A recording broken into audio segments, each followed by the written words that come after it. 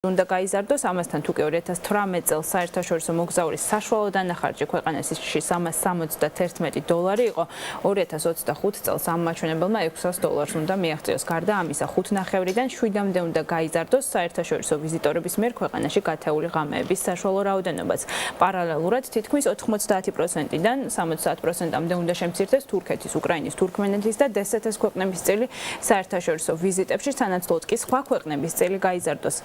6 წლის შემდეგ საქართველოს ტურიზმიდან მიღებული შემოსავლები უნდა გაიორმაგოს $7 მილიონ-მდე. ყოველ შემთხვევაში ასეთია ტურიზმის ეროვნული სტრატეგიის ძირითადი მიზნები.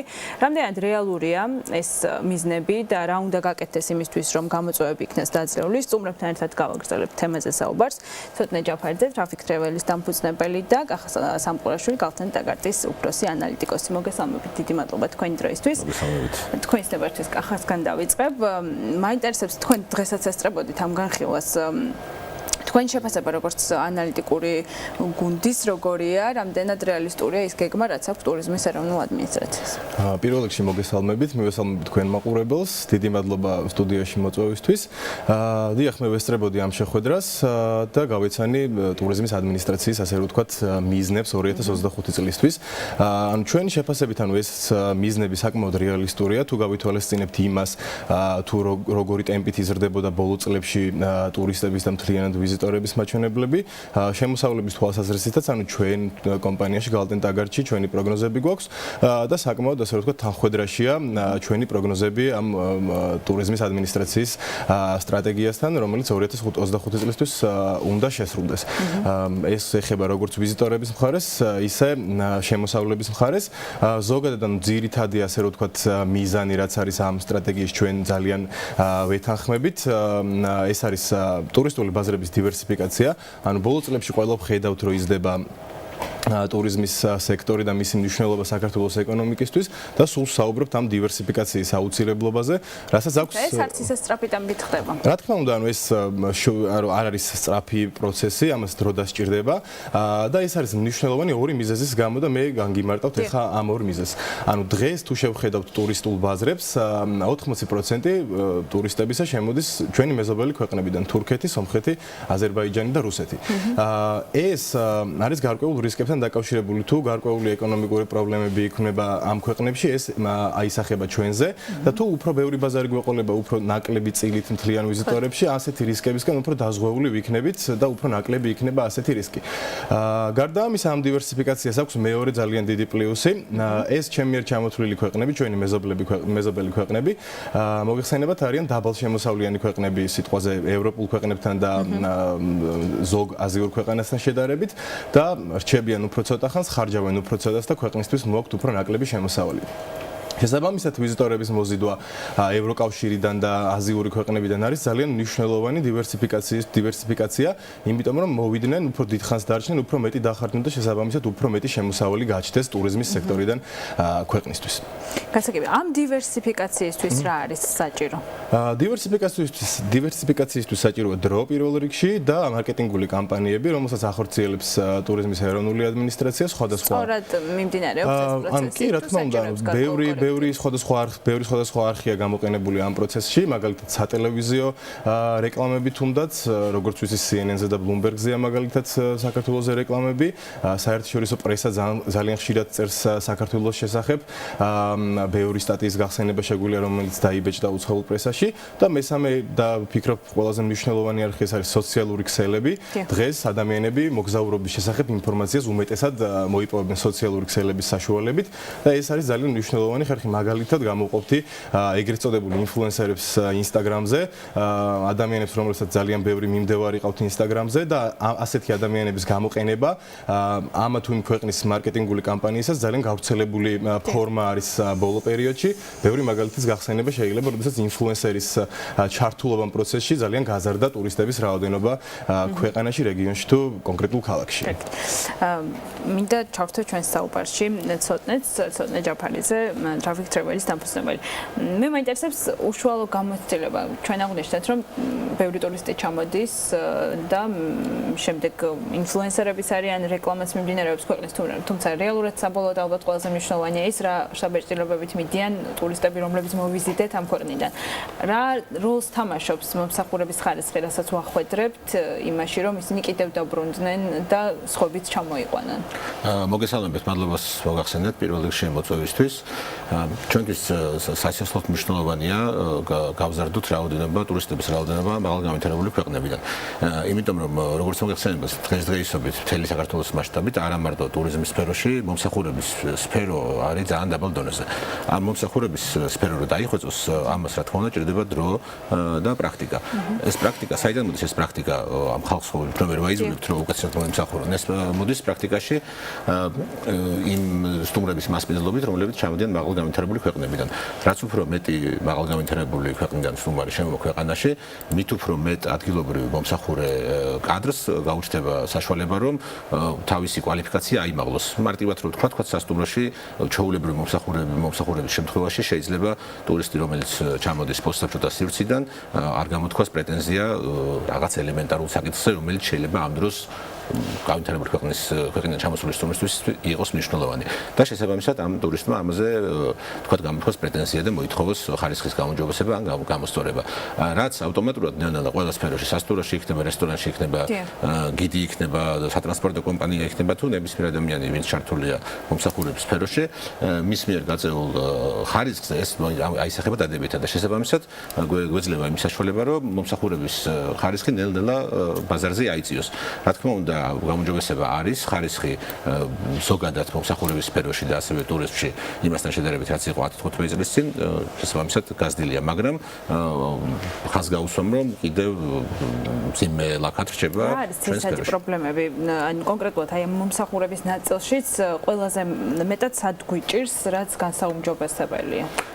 მომსახურების სფეროში თქვათ ისე რადგან ტურიზმის სფეროზე ვსაუბრობთ, თქვათ ვილაპარაკოთ სასტუმროებში, ხუთვარსკვლავიან სასტუმროებში ამის პრობლემა რა თქმა უნდა არ არის, მაგრამ ხუთვარსკვლავიანი სასტუმროები არც წარმოადგენენ ძირითად ბაზას იმ კატეგორიისთვის, რომელზეც ჩვენ ვლაპარაკობთ, რომ გვინდა მეტი შემოვიყვანოთ, უფრო არის თქვათ გესტჰაუსები, სავალალო მდგომარეობა რეგიონებში მომსახურების მხრივ ელემენტარულად ენის ცოდნის პრობლემასაც კი ვაწყდებით, როცა თქვათ ვლაპარაკობთ სვანეთზე ან მაღალმთიანეთზე ზოგადად.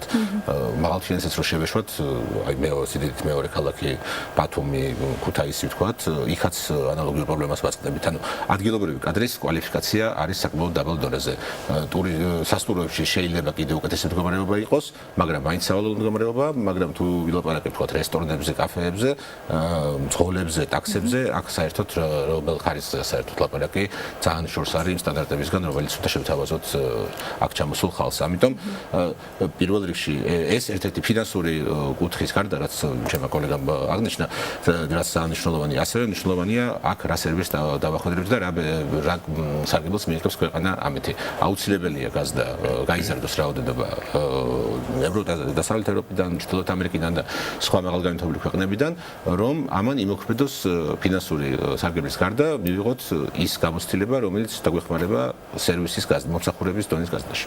ეს ორი ფაქტორი რეალურად ერთმანეთთან დამოკიდებულია. ერთის მხრივ რომ მოვიმზიდოთ მაღალშემოსავლიანი ტურისტი, უნდა გქონდეს უკეთესი მომსახურება და არა მხოლოდ მომსახურება, უკეთესი ალბათ კავშირები, კომუნიკაცია უგულისხმობ ფრენებს და მეორეს მხრივ ესეთი ტურისტები გვჭირდება იმისთვის, რომ ჩვენი მომსახურების ხარისხიც გავზარდოთ.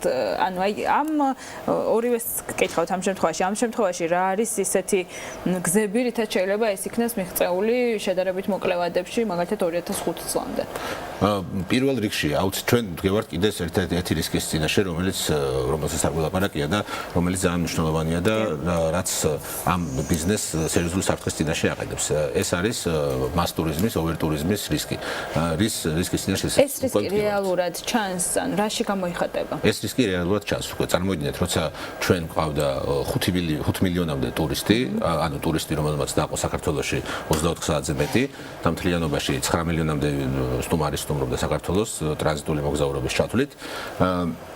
უკვე იმ პერიოდში პიკური პერიოდები როცა გვაქვს მაგალითად ერთ-ერთი პიკური პერიოდი ხმალი მოდის ეს ეგრეთ წოდებული მაისკი პრაზნიკი როცა მთელი რუსეთი საქართველოს ჩამოდის და ასევე სხვა ქვეყნებიდანაც ძირითადად რუსეთი რეალურად გამოცდილი გიდის და გამოცდილი მძღოლის პოვნა ამ პერიოდში არის თითქმის წარმოუდგენელი თუ ეს არ არის წინასწარი ჯავშანი ეს ამ პერიოდზე ვლაპარაკობთ, რომელიც ეს პერიოდი უკვე პიკია და გამორიცხულია პროფესიონალის პოვნა თუ წინასწარ თადარიგი არ იქნა დაჭერილი. რაც შეეხება სხვა პერიოდებს, ჩვენთან ტურისტული სეზონი უკვე თითქმის 12-თვიანი გახდა. მაგრამ არის შედარებით აქტიური და შედარებით ნაკლებად აქტიური პერიოდები. მაგალითად, ივნისის ძალიან აქტიური პერიოდია, ივნისის პირველი ნახევარი, სექტემბერის ძალიან აქტიური პერიოდია. აი ამ აქტიურ პერიოდებში იმის გარდა რომ სასტუმროებშიც ნომბიშონა თუ თქვა წინასწარ თადარიგი არ დაიჭირა, არის საკმაოდ რთული. პროფესიონალების პოვნაზე ხო საერთოდ ზედმეტია ლაპარაკი ძალიან რთული. ამას იწვევს რეალურად გაზრდილი ნაკადები, რომლის მომსახურებაც გვიჭირს. კი ბატონო, გაზრდილი ნაკადები და მასტურიზმის საფრთხე ისევ არის პირველ რიგში არის ჩვენ ჩრდილოური მეზობლისგან, იმიტომ რომ ვთქვათ სომხეთიდან, აზერბაიჯანიდან ვინც მოდის საქართველოში სამოგზაურო და თურქეთიდან, ესენი არ არიან ის ტურისტები, ესენი არ არიან ტურისტები, რომლებიც აქ ქირაობენ გიდს, რომლებიც ქირაობენ ტრანსპორტს, ძირითადად თვითონ არ სარგებლობენ ასე ვთქვათ ტურისტული კომპანიების მომსახურებით. თვითონ იკვლევენ თავის გზას. და თუ გადავხედოთ სტატისტიკას გავლილი წლებში, რამდენი ხალხი შემოდიან ამ ქვეყნებიდან, ეს ყოველთვის სტაბილურად მიდიოდა და ამ ხრივ მე ვერ ხედავ მასტურიზმის საფრთხეს, მაგრამ თუ ვილაპარაკებთ რუსეთზე, რომელიდანაც და საკმაოდ მნიშვნელოვანია ბოლო წლებში, ეს არის რაოდენობრივად თუ 1,400,000 კაცი იყო შემოსული წინა წელს რუსეთიდან და ევროპის ქვეყნებიდან. მოდი ისრაელთან ჩავთვლით, ევროპის ქვეყნებიდან პირველ ადგილზე არის პოლონეთი 70,000-მდე ვიზიტორი შემოვიდა. განსხვავება იმ ხელაა, რომ ჩვენ უნდა ვიმუშაოთ, რომ სწორედ ამ ბაზრებიდან შემოვიყვანოთ მეტი ტურისტი, გერმანიდანაც 60,000 ტურისტი იყო დაახლოებით ჩამოსული. და ეს რო გაიზრდება ამ ქვეყნებიდან რაოდენობა, ამის ხარჯზე უნდა შემცირდეს აუცილებლად დსთ-ის ქვეყნები, იმიტომ რომ ჩვენ ვართ უკვე ზღვარზე მეტი ხალხის მასპინძლობა რაღაც დონეზე რო ავალთ, ჩვენ მეტ ხალხს ვერ უმასპინძლებთ. არც სასტუმროები გვაქვს მაგდენი ლოგინები და არც პროფესიონალი კადრი არ არის. რაც უფრო მეტი უკმაყოფილო ტურისტი წავა ქვეყნიდან, რაც გამოწვეული იქნება არაკვალიფიცირებული კადრის უკმარისობით, ეს მით უფრო უარყოფითად აისაღება ჩვენ ტურისტულ იმიჯზე და გრძელვადიან პერსპექტივაში, რა თქმა უნდა, არ იქნება კარგი. ანუ ჩვენ უნდა კონცენტრირდეთ მას ტურიზმი უნდა დავივიწყოთ. ეს ვერ იქნება საქართველოსთვის ვერასდროს წამყვანი ნიშა, ასე ვთქვათ და მიზნობრივი ბაზარი. გადავხედოთ მაგალითებს იტალია, ესპანეთსაც მას ტურიზმი არის უმაღლეს დონეზე არის და ჩვენ უფრო რომელი ქვეყნის მოდელი ვართ ამ თვალსაზრისით? ჩვენ არაფრის მოდელი არ ვართ, ეხლა უნდა გადავიღოთ მოდელი ჩვენ მაგალითად ავსტრიიდან. ავსტრია არის ერთ-ერთი წარმატებული ქვეყანა ტურიზმის სფეროში, კლიმატი დაახლოებით იგივეა, საბთო კურორტები, მთა, ლამაზი ბუნება კი და აუცილებლად უნდა ავიღოთ პარალელები ავსტრიიდან, შვეიცარიიდან, კიდეც იტალიიდან და საფრანგეთიდან შეიძლება მაგალითის აღება, მაგრამ ის უნდა ავიღოთ რაც გვჭირდება და სწორედ უნდა მოვახდინოთ აქ ადაპტაცია, რომ არ დავდგეთ იმ საფრთხის წინაშე. ამ ქვეყნებში, იტალიაში, საფრანგეთში მაღალ სეზონზე, თქვათ აი ივლისი, აგვისტო, სექტემბერი, წარმოუდგენელია უბრალოდ წასვლა და დასვენება, ვერ დაისვენებთ, იმიტომ რომ სულ ხართ რაღაცა უამრავი მასის გარშემო. და ეს ჩვენ აუცილებლად უნდა ვიფიქროთ ამაზე და დიდი სამუშაო ჩასატარებელი, რომ ეს თავიდან დავიცილოთ. კახა, თქვენი პროგნოზები თუ აჩვენებს მსგავსი ტიპის საფრთხეებს გაზრდილი მოთხოვნის ფონზე? ანუ ჩვენ მოთხოვნას ტურისტების ნაკადთან დაკავშირებით ძალიან პოზიტიური მოლოდინები გვაქვს. ველოდებით დაახლოებით 7,5 მილიონს 2022 წლისთვის. დავიტოვებ უფლებას. თუ არა, რამდენად ახერხებს ქვეყანა მომსახურება გაუწევს? დავიტოვებ უფლებას და არ დაგეთანხმებით ბოლომდე ასეთ პესიმისტურ პროგნოზში. ანუ ჩვენ მაგალითად, როდესაც მაგალითებზე ვსაუბრობთ, უყურებთ ხორვატიის მაგალითს და მონტენეგროს მაგალითს. აი ხორვატია დაახლოებით 10 წლის წინ იყო ისეთი ტურისტული ქვეყანა, როგორიც ვართ დღეს ჩვენ. მოსახლეობის ზომაც დაახლოებით იგივეა, 3,4 მილიონის ფარგლებშია ხორვატიაში და ხორვატია წლიურად მასპინძლობს 12 მილიონ ტურისტს. ანუ ჩვენ მასპინძლებთ მაგალითად 2018-ში თითქმის 5 მილიონ ტურისტს. ანუ მოსახლეობას, ადგილობრივ მოსახლეობას სამჯერ აღემატება ტურისტების რაოდენობა ჩვენთან დაახლოებით 1.3-ია. ეს მაჩვენებელია ასე რომ ვფიქრობთ რომ ანუ ჯერ ეს ზრდის პოტენციალი ჯერ კიდევ ძალიან ბევრი გვაქვს. თუმცა რა თქმა უნდა აღნიშნული რაოდენობის სასტუმროების, რესტორნების, გიდების და ასე ვთქვათ სხვა ტურიზმის სექტორში დასაქმებული ადამიანების გაზრდის გარეშე, ანუ ეს რა თქმა უნდა გაჭირდება და ეს მას ტურიზმის საფრთხე აღმოჩნდება, მაგრამ თუ გაიხსნება ახალი სასტუმროები, რესტორნები, გაჩნდებიან მეტი გიდები და მეტი ასე ვთქვათ სერვისები, რომელიც ამ სექტორში ჭირდება, მაშინ თავისუფლად შესაძლებელია თუ ხორვატიამ და მონტენეგრომ შეძლეს ამის გაკეთება, მაშინ ცხადია. ანუ თავი ამოცანა ის არის, რომ მოთხოვნას ეწეოდეს მიწოდებას და თანაც კარგი ხარისხის. ეს სერვისის ხარისხის პრობლემა ცალსახად დგას საქართველოში, რომლის გადაჭრის გზა შეიძლება იყოს გადამზადებები და ტრენინგები თვითონ დამსაქმებლების მხრიდანაც, ანუ თავის თანამშრომლები თვითონვე უნდა დაატრენინგონ და სახელმწიფოს როლს თუ სადმე ვხედავ, პირველ რიგში ამ მიმართულებით ვხედავ, რომ დაეხმაროს კერძო სექტორს ადამიანების გადამზადებაში და იმაში, რომ უკეთესი ხარისხის მუშახელი ჰყავდეს კერძო სექტორს რაღაც ტრენინგების, გადამზადებების და სხვა მსგავსი პროგრამების მეშვეობით. ესეთი საინტერესო სამიზნე მაჩვენებელი არის ის, რომ გავზარდოთ ამ ადამიანების საქართველოს ჩამოსული ადამიანების სურვილი, რომ მეტი ფული დახარჯონ ქვეყანაში. რის ხარჯზე შეიძლება იქნეს ეს მიღწეული, ვთქვათ, ანალიზი აჩვენებს, რომ ძირითადად განთავსების ადგილებზე ხარჯავენ ყველაზე მეტ ფულს ისინი, შემდეგ მოდის, ვთქვათ, ყვება, დასვენება, შოპინგი და ასე შემდეგ. ანუ რის ხარჯზე შეიძლება გაიზარდოს ეს მაჩვენებელი თქვენთანაც გადმოვალ ამ შეკითხვით? ანუ როგორც აღნიშნეთ, ყველაზე მეც ხარჯავენ საკვებზე, სასმელზე, განთავსებაზე, შოპინგზე და ასე შემდეგ. შესაბამისად, ანუ პირველ რიგში, ანუ ის რომ მოვიზიდავთ უფრო მაღალმხარჯველ ტურისტებს, ეს ავტომატურად ნიშნავს, რომ ისინი ბევრად მეც დახარჯავენ და ბ, ანუ თუ შევთავაზებთ უკეთეს სერვისებს, დარჩებიან უფრო დიდ ხანს, შემოვლენ უფრო მაღალმხარჯველები, როგორც უკვე აღმოჩნდა, ეს ნიშნავს ავტომატურად, რომ უფრო მეც დახარჯავენ. იგივე შოპინგს რა შევეხოთ, ანუ ბოლო 5 წლის განმავლობაში თბილისში თანამედროვე სავაჭრო ცენტრების რაოდენობა მნიშვნელოვნად გაიზარდა და ამ მაჩვენებლით, მაგალითად, სავაჭრო ცენტრების კვადრატულობით თბილისი აღარ ჩამოუვარდება სიტყვაზე ცენტრალური ევროპის ქალაქებს, სიტყვაზე პრაღას, ბუდაპეშტს და ასე შემდეგ. სავაჭრო ცენტრებს გულისხმობ თანამედროვე სავაჭრო ცენტრებს. შესაბამისად, ანუ საშუალება იმის, რომ მეტი ფული დახარჯონ ტურისტებმა საქართველოში, უფრო და უფრო მეტი ჩნდება. ანუ ბაზარი ამას ხედავს, გრძნობს, რომ ტურისტების მხრიდან მოთხოვნა არის.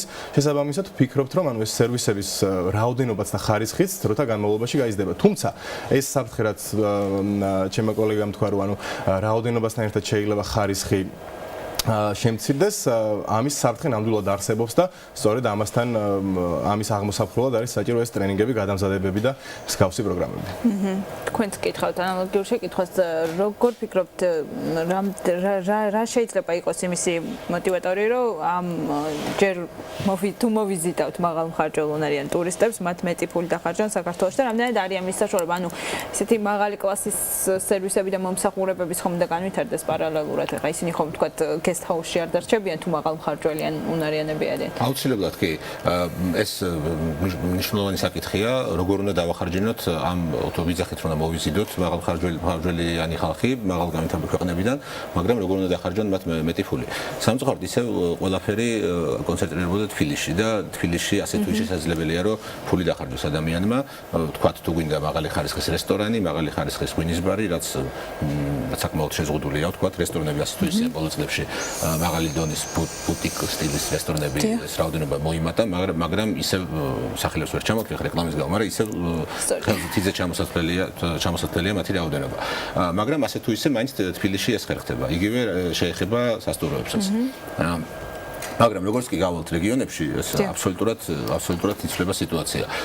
ბათუმში თქვა ამ ხრივ განთავსების პრობლემა არ არის, მაგრამ აქვე ხაზი უნდა გაუსვა იმ ფაქტს, რომ ბათუმი არ არის მაღალშემოსავლიანი ევროპელი ტურისტების მიზნობრივი ბაზარი, იმიტომ რომ საზღვაო კურორტი ჩვენთვის, რაც საზღვაო საკურორტო ზონა, სხვაზე ასე ვთქვათ, ძირითადად იზიდავს ოსტატშუთა ქვეყნის ტურისტებს, იმიტომ რომ ჩვენ შეგვიძლია გავუწევთ კონკურენცია ნებისმიერ სხვა ქვეყანას მთის მიმართულებით, კვების მიმართულებით. ანუ თავბრ უნდა განვითარდეს იმისთვის, რომ მეტი მაღალშემოსავლიანი ტურისტი. ზოგადად უნდა განვითარდეს რეგიონები. ბათუმი სასტუმროებზე დავამთავრებ რას ვამბობდი, ბათუმში ამ ხრი პრობლემა არ არის, მაგრამ ბათუმში ნებისმიერ დროს ზაფხულში განსაკუთრებით შეიძლება ჩაბრძანდეთ და იქ ევროპელი ტურისტის რაოდენობა არის მინიმალური და ძირითადად ლიდერობს რუსეთის მაგ სფეროში. და არ არის სხვა ის ჩვენი ნიშა, რითიც ჩვენ შეგვიძლია მოვიზიდოთ მაღალ მომხარჯველი ტურისტები, იმიტომ რომ საზღვაო კურორტები არის გადასარევი საზღვაო კურორტები ხორვატიაში, როგორც თქვენგანეთ. სადაც შეუძლიათ რომ უკეთესად ბევრად უკეთესად დაისვენონ და გარანტირებულად იციან, რომ ერთი თვის საერთოდ შეიძლება წვიმა არ წამოვიდეს. იტალია, ესპანეთი, საბერძნეთი, პორტუგალია, მთელი სამხრეთი ბევრად კონკურენტუნარიანები ვართ მთაში. კონკურენტუნარიანები ვართ, ანუ სხვა საერთოდ უნდა ამოვიღოთ. ზღვაში კონკურენტუნარიანები ვართ. ეს მაღალმხარჯველუნარიანი ხო, მაღალმხარჯველი ის სხვა თავის საქმეს აკეთებს, იქ ჩამოდის თავის კლიენტურა ყავს. ამიტომ ბათუმი გამოვრიცხეთ განთავსების ობიექტები, თქვათ, ქუთაისში ერთადერთი სასტუმროა 4 სკვლავიანი მარტო საერთაშორისო კლასის. სახელმწიფო დავასახელებ. დანარჩენი რაც არის ადგილობრივი ბრენდებია და არაფერი განსაკუთრებული მაღალი დონის სტუმარს, რომელმაც შეიძლება მოითხოვოს ასე ვთქვათ, VIP მომსახურება, ქუთაისში ვერ შევთავაზებთ, გამორიცხულია. აქეთ თუ წამოვალთ აღმოსავლეთ ხარეთში, კახეთში ამ მხრივ ასე თუ ისე კარგი მდგომარეობა, რაც გამოწვეული იმით, რომ ახლოს არის თბილისიდან გზები ასე თუ ისე ნორმალური იყო ყოველთვის და თბილისი და კახეთი არის ძირითადი ესე ვთქვათ ცენტრი, რომელთაც შეგვიძლია ამ ეტაპზე რამე შევთავაზოთ შედარებით მაღალი კლასის ტურისტებს. არა, ყაზბეგიც დაგვემატა, ერთი სასტუმრო არის მაღალი კლასის, პლუს ორი ახალი სასტუმრო გაიხსნა შედარებით მაღალი დონის ადგილობრივი ბრენდები, მაგრამ ნუ ყაზბეგიც შეგვიძლია ვთქვათ, რომ ამას ასე თუ ისე აუდის კახეთი, თბილისი და ამის იქეთ დამთავრებულია მაღალი დონის სასტუმროები. გვაქვს შესაძლებლობა, აი მაგალითად რომელი რეგიონი შეიძლება გახდეს შემდეგი ქუთაისი უნდა გახდეს აუცილებლად შემდეგი რეგიონი, სადაც გაჩნდება საკმაოდ დიდი მოთხოვნა აი მაღალმხარჯველი ტურისტების.